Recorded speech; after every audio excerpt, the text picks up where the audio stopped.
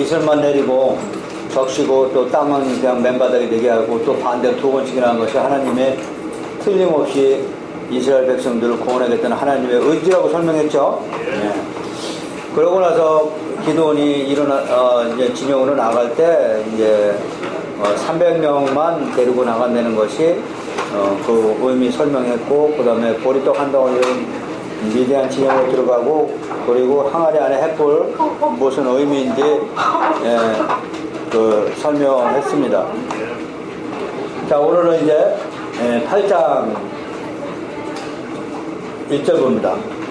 에브라임 사람들이 기드온에게 이르되 네가 미디안과 싸우러 갈 때 우리를 부르지 아니하였으니 우리를 이같이 대하듯하면 어찌 되느냐 하고 그와 크게 다투는지라.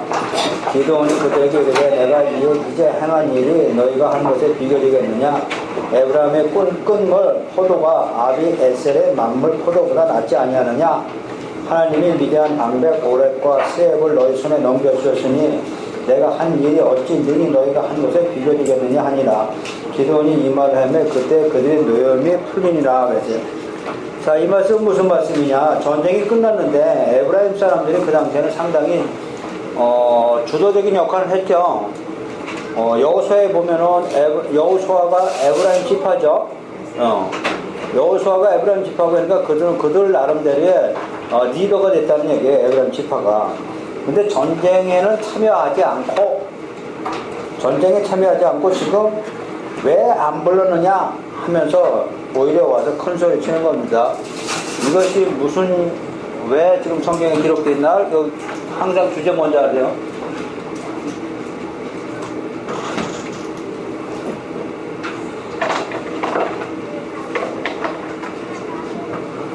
자, 6장, 7장에서는 블레셋과의 싸움이었죠. 블레셋과의 싸움. 그것이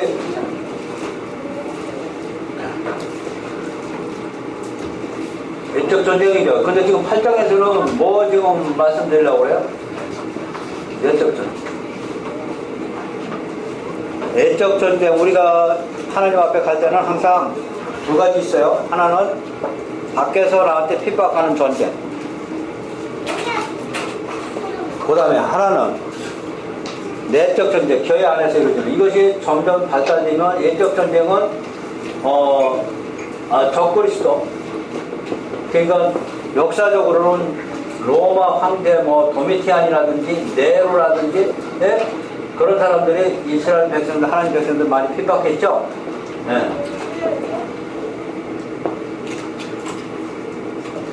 구약에서는 이 아멜렉이라든지 그 다음에 모압, 암몬, 블레셋 이런 거죠. 그 다음에 내적 전쟁.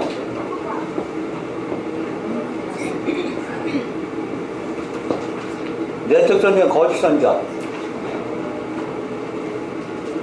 거짓 선자는 교회 안에 들어오는 거죠. 교회 안에 들어오는 거예요. 교회 안에 들어가지고 우리를 어떻게 미혹? 무슨 미혹? 네. 진리에서, 다시 말하면 신약에서는 뭐예요? 복음을 변질케 하는 거, 변케 하는 거. 우리는 지금은 이 외적 전쟁보다 내적 전쟁이 더 무섭다. 지금은 외적 전쟁 그렇게 없어요. 우리를 핍박하고 하는데 그렇게 없다고 지금 시대가 지금은 전부 다 기독교는 전부 많은 나라가 다 거의 다 받아들였죠. 지금 아프리카나 저 북한이나 일부만 지금 안 받아들였지 소련까지 지금 다 받아들였잖아요. 예, 지금 중국에 지금 들어가고 있는 거죠. 그 다음에 인도 들어가야죠. 예, 아직은 남아 있지만 그래도 지금 많이 우리는 이미 지나갔기 때문에 외적 방해 많이 없다. 그러나 지금 더 중요한 건 뭐예요? 네, 내적 전쟁. 외적 전쟁이 끝나고 나서 내적으로 온다는 거죠. 그것이 지금 8장이라고 보면 됩니다. 그래서 에브라임 지파는 전쟁에 참여하지도 않았는데 와가지고 기드온한테 왜 우리를 안 불러? 기드온이 누구라고 그랬어요? 무슨 지파예요? 기드온.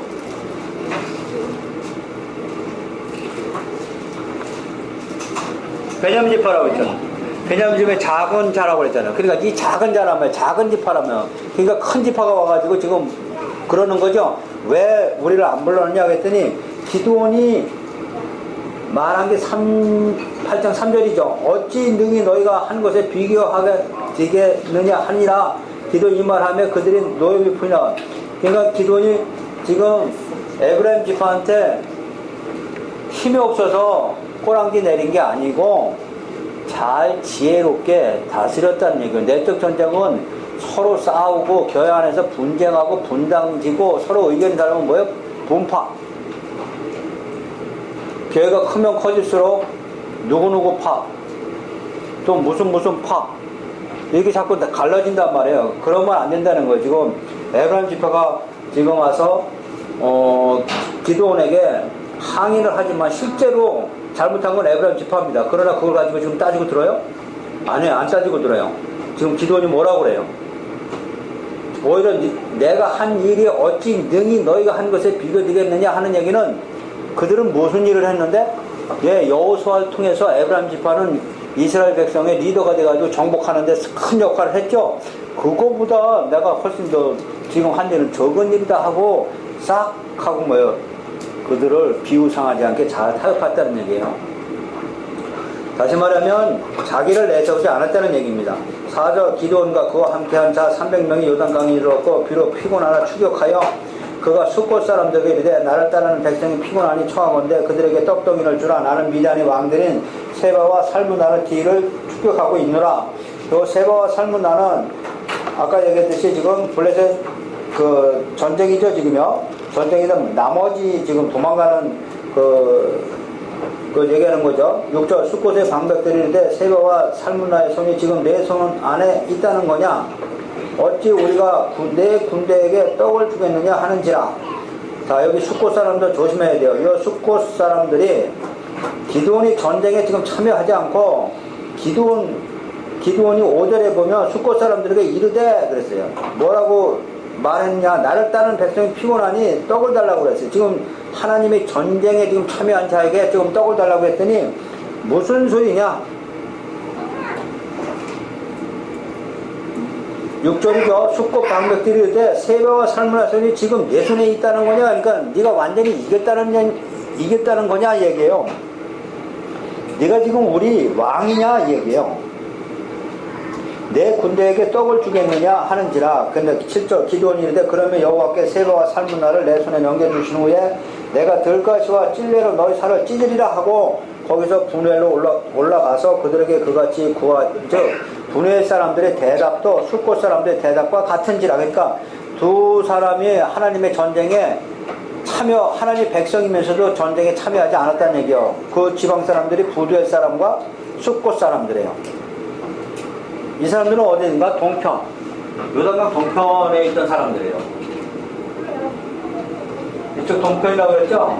동편에 두 지파 반 달라고 해서 이쪽에 사는 사람들이죠. 그 사람들이 지금 요단강을 건너가서 죽이려고 했더니 지금 그 사람들이 참여를 하지 않고 있어요. 9절 기드온이 또 분회 사람들에게 말하되 내가 평안히 돌아올 때 이 망대를 헐리라 하고 그때 세바와 살문나가 갈골에 있는데 동방 사람이 모든 군대 중에 칼든 자 12만 명을 죽였고 그 남은 15,000명가는 그들을 따라서 거기에 있더라. 적군이 안심하고 있는 후에 기드온이 노바와 욕구와 동쪽 장막에 거주하는 자의 길로 올라가서 그 적진을 치니 세바와 살문나가 도망하는지라. 기드온이 그들의 뒤를 추격하여 미드안에 두 왕 세바와 살문나를 사로잡고 그 온 진영을 격파하니라.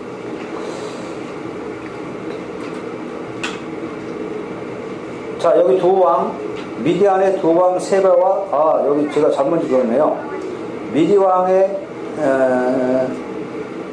미디안의 두 왕 세바와 살문나를 사로잡고, 그러고 온 진영을 격파하고, 13절 요아스의 아들 기드온이 헤레스의 비달 전장에서 돌아오다가 숫곳 사람 중 한 소년을 잡아 그를 신문하며 그가 숫곳의 방백들과 장로들 77명을 그에게 적어준지라. 그래서 이 숫곳의 방백들과 장로들 77명이 전부 다 뭐예요?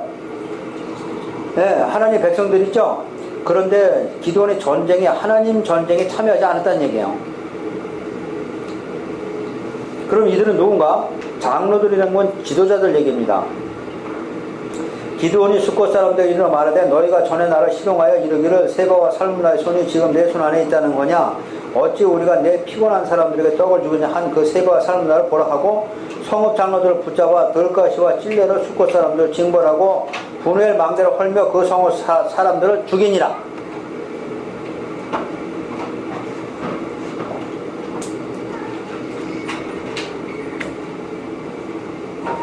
자, 8장은 어떤 의미? 전쟁에 참여하지 않은 자 심판하는 거죠. 그럼 지금으로 같으면 우리한테 무슨 얘기일까? 전쟁에 참여하지 않은 자. 지금은 육적 전쟁이 아니고 우리는 지금 영적 전쟁이에요. 이 구약에서는 이렇게 적그리스도를 침략하고 하지만 지금은 영적 전쟁이에요. 영적 전쟁에서 예수 지도자, 장로들이라고 그러죠. 여기 장로들은 전부 다 지도자예요. 지도자가 영적 전쟁에 성공을 해야 참여를 해야 되는 거지, 지도자가 참여하지도 않고 성도들한테 아무리 얘기해봤자 아무 소용없어요. 그럼 영적 전쟁은 또 뭐예요? 전쟁하고 영적으로 성숙되고 영적 전쟁, 우리 많은 말을 하죠. 근데 영적 전쟁은 그럼 과연 뭔가 한 얘기예요.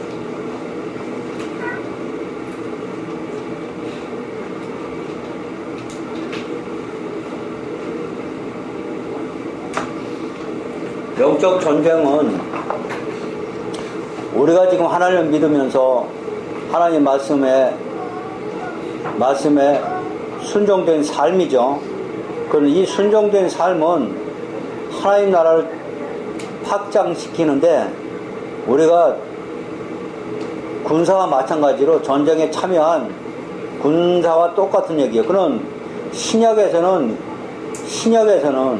하나님의 군대, 하나님의 군사는 어떻게 전쟁을 해야 되느냐 하고 이제 신약 부분에서는 많이 달라집니다. 신약 부분에서는 바로 예수님이 두 번째 새 언약 주신 거 잊어버리면 안 돼요. 새 언약 주신 것이 내가 너희를 이렇게 사랑한 것 같이 너희도 서로 사랑하라는 거예요.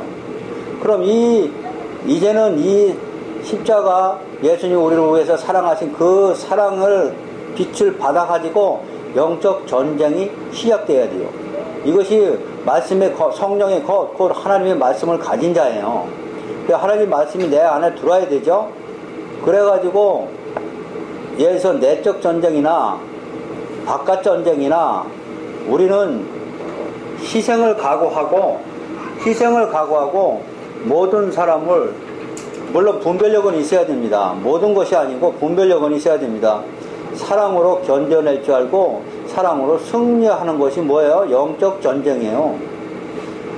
근데 우리는 영적 전쟁을 귀신이나 쫓아내고 사탄이나 물러가라 해가지고 기도 열심히 하고, 예서 금요기도 하죠. 기모기도 하면서 뭐예요? 귀신 열심히 쫓아내고 마귀 쫓아내라고 열심히 외치고 났는데 뭐가 어떻게 쫓겨나갔다는 거예요? 귀신이 형체가 있어요. 뭐가 있어요? 내 안에 마귀 귀신은 쫓아나가로 그렇게 외치면서 내 안에 십자가 사랑이 안 들어오면 아직도 머물러 있는 거예요. 그게 내 안에 탐심, 탐욕, 성령의 열매 아시죠?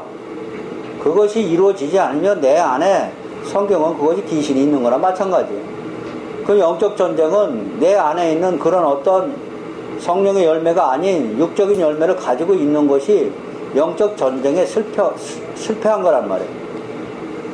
근데 우리는 이것도 또 달리 생각을 하는 거예요. 귀신이 붙어 있으면 귀신이 그냥 겉으로 나가고 온전하게 됐다. 이 사람이 이제 정신이 나갔는데 온전하게 돼서 정신이 돌아왔다. 그것이 귀신이 들렸을 때나 귀신이 나갔을 때나 뭔 그렇게 큰 차이가 있다는 거예요. 제일 중요한 것은 우리 마음이에요. 마음. 귀신이 들었으면 분별을 못하고 영적 전쟁에 완전히 사로잡혀 있었겠죠. 그러나 우리는 지금도 영적 전쟁을 어떤 애적 전쟁으로 생각하고 있는 게 문제. 이거는 그냥 눈으로 보이는 전쟁이고 영과 영의 싸움이라고 그랬잖아요. 지금 우리는 지금 혈과 육의 싸움이 아니고 영과 영의 싸움이라고 그래요. 그럼 혈과 육의 싸움은 뭐예요? 이게 겉으로 싸움하는 거예요. 겉으로. 이게 육의 싸움은 겉으로 보이는 걸 얘기하는 거예요. 근데 영과 영의 싸움은 보이지 않는 거지. 보이지 않는 전쟁이 뭐예요? 영은 안 보이고 보이지 않는 전쟁이 뭐예요? 보이지 않는 전쟁은 바로 우리 삶에서 우리가 하나님의 뜻이 무엇인지 진짜 세계명을 말씀에 순종하는 되는 삶을 사는지 이겨나갈 수 있는지 그것이 우리의 영적 전쟁의 승리예요. 예를 들어서 열심히 교회 다니고 하나님 믿고 열심히 부르짖고 귀신 쫓아나가라 열심히 귀신을 쫓아내도 집에서 남편이 한마디 한다든지 부인이 한마디에 뭐 성질 팍 내가지고 부부싸움 하고 그냥 교회 안 나가고 그거 영적 전쟁이요? 그 영적 전쟁 진 거지 그거는. 그런 걸 이기고 참고 견디고 이겨나가는 게 영적 전쟁이다. 여기에서 이 영적 전쟁이 그래서 힘든 거예요. 그래서 그게 안 될 때 항상 어떻게 기도하고 그러는 거예요. 근데 우리는 영적 전쟁이 겉으로만 귀신 쫓아나고 이걸로만 생각해가지고 맨날도 기도는 마귀야 나가라 뭐가 나가라 하고 이 속에 있는 건 뭐야 안 나가지? 그대로 있지? 안 나가면 어떻게 돼? 안 나가면 10귀신 더 들어오는 거지 뭐. 자 무슨 얘기인지 아세요? 지금 이 구약은 지금 이렇게 보여준 거지만 그들이 지금 전쟁에 참여하지 않았다는 거예요. 그리고 장로 70과 지도자들이 그래서 지도자들이 교회 지도자들이 이 영적 전쟁에 먼저 무엇인지 정확히 알아야 된다는 얘기죠. 지도자가 모르면 맨날도 겉으로만 가르치지. 겉으로만 가르친다고.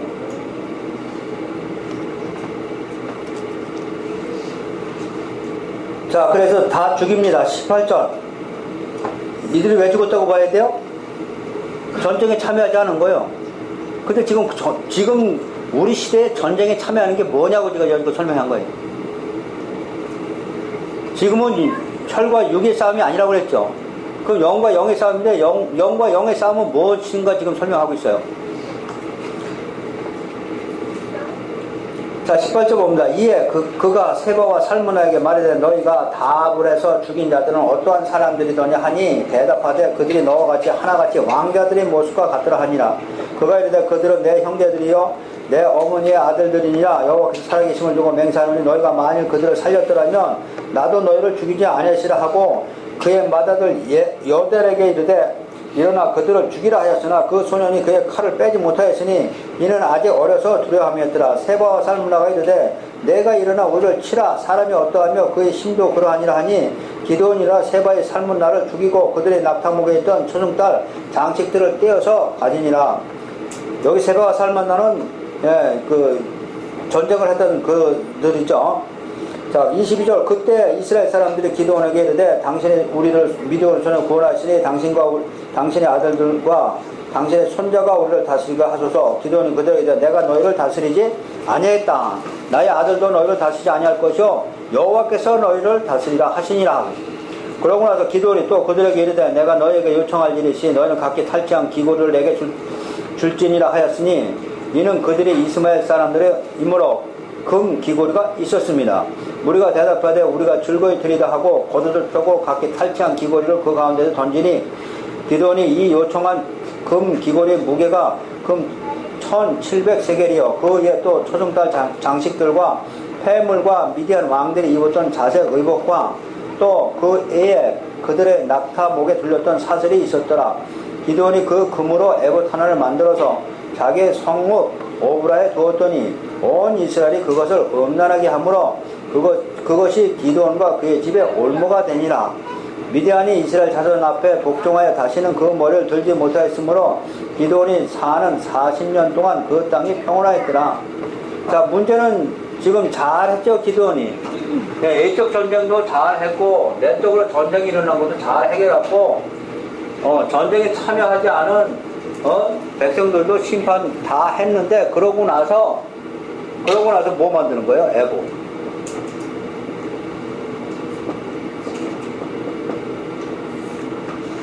자, 이것은 무엇을 뜻하느냐? 이 에봇은 우리가 레위기에서 이미 배웠듯이 제사장들만이 입는 옷이에요.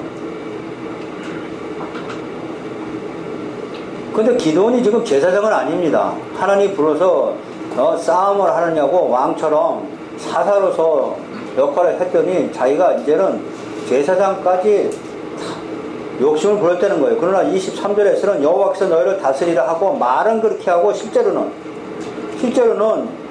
많은 사람들이 부축했죠. 금거리 뭐를 폐물을 전부 다 갖다 주니까 그것을 만들어 가지고 하필 왜 에봇으로 만들어놨냐는 얘기죠.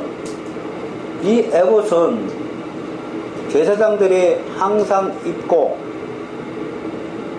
하나님께 이렇게 할까요? 저렇게 할까요? 하고 묻는 에봇이에요. 이 에봇은 하나님의 뜻을 분별하기 위해서 하나님이 제사장한테 만들어 놓은 거예요.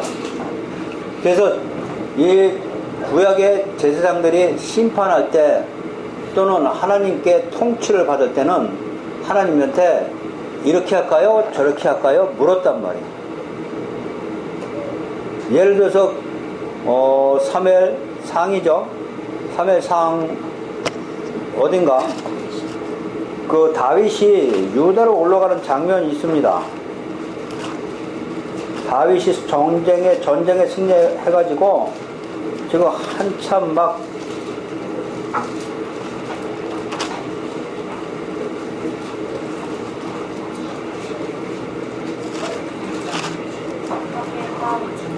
사무엘하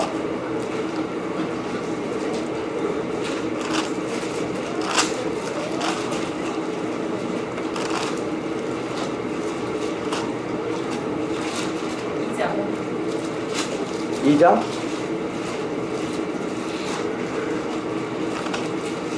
네, 2장 1절이에요.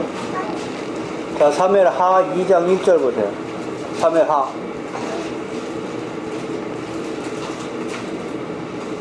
자, 2장 1절 보면 사무엘하는 이미 다윗이 죽었습니다. 그죠? 1장에서 죽었어요. 아니, 사울이 1장에서 죽고 나서 이제는 다윗이 왕이 되러 올라가는데 2장 1절에 보면 그 후에 다윗이 여호와께 여쭈어 이르되 내가 유다 한 성읍으로 올라가리까 여호와께서 이르시되 올라가라. 다윗이 이르되 아뢰되 어디로 가리까 이르시되 헤브론으로 갈지니라 하면서 다윗이 여기 지금 물었다는 거예요. 여호와께 여쭈어 아뢰되 유다 한 성읍으로 올라가리까 하고 물었어요. 기도. 이게 뭐예요? 지금 에봇이에요. 에봇한테 지금 똑같이 지금 다윗이 물은 거예요. 그랬더니 하나님의 대답이 올라가라 그랬어요. 그 구약에는 제사장들이 왜 이 에봇을 입고 있었느냐? 하나님의 통치를 받기 위해서 그래요. 하나님의 통치를 받기 위해서 물을 수밖에 없었어요. 그때는 뭐가 없었어요? 성경이 없어. 성경이 없기 때문에 하나님의 뜻을 알 수가 없었다는 얘기죠. 그러니까 물을 수밖에 없어요.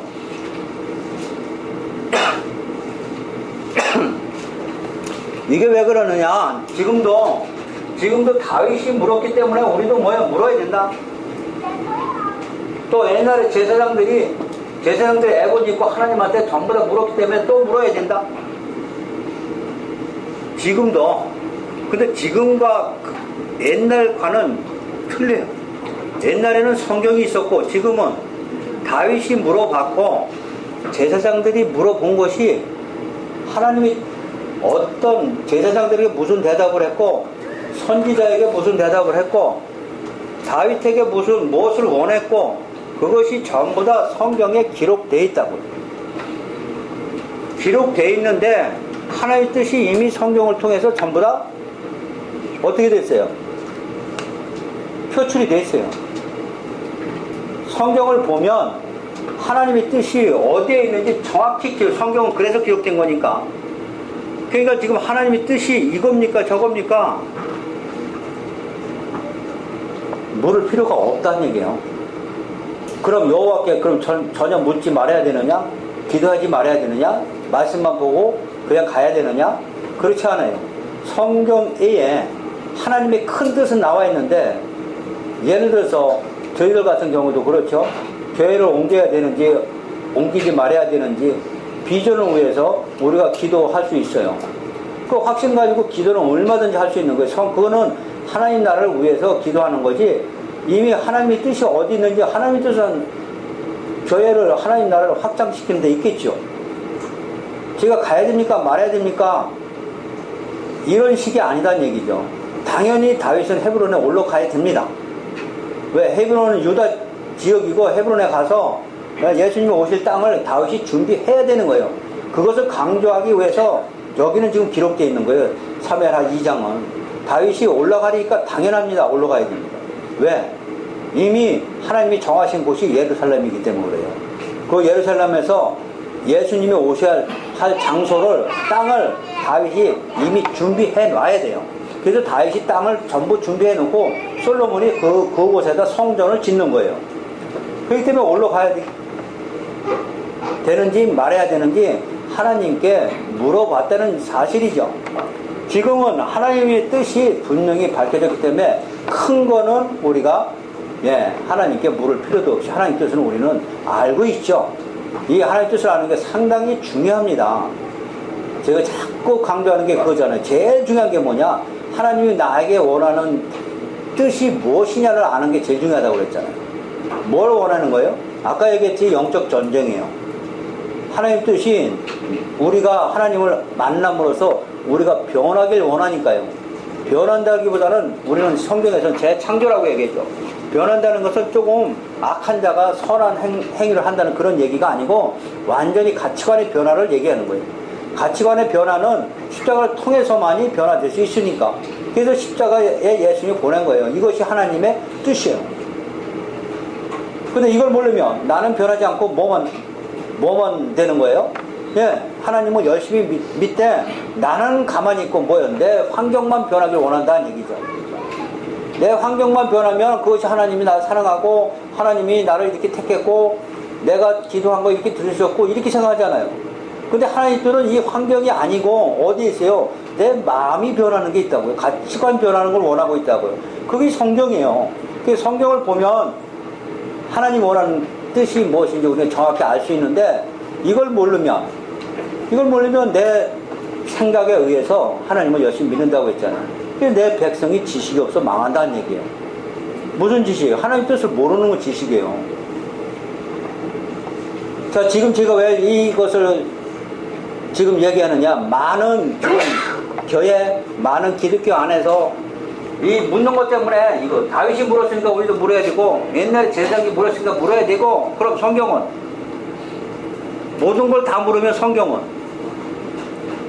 없어도 되는 거죠. 그죠? 자, 우리가 큰 줄거리는 하나님 뜻이 무엇인지 알고 그 세부적인 거에서 하나님 나라를 확장하는 데서 우리 임의로 결정할 수 없는 상황이 있겠죠. 그때는 분명히 기도하고 하나님의 의도가 무엇인지 우리가 영적으로 잘 분별할 줄 알아야 되죠. 그러나 그 큰 뜻이 아무데나 사용되면 안 된다는 얘기죠. 저도 영성 훈련은 나왔거든요. 거기서 훈련하는 게 뭐예요? 전부 다? 오늘은 짜장면 먹을까요? 지금 뭘 먹을까요? 이런 것도 물으래요. 묻는 훈련. 그리고 이거 뭐예요? 이 묻는 것이 하나님과의 교통, 전화, 코드가 맞아야 된다고. 그래서 항상 거기 훈련이 뭐예요? 하나님과 직통 계시. 그래서 거기는 성경이 별로예요. 왜 전부 다 거기는 전부 앉은 사람들 전부 다 뭐예요? 기도해서 전부 직통 계시 받아. 그러니까 성경이 필요 없다는 얘기요. 그래서 성경을 안 보는 거예요. 그래서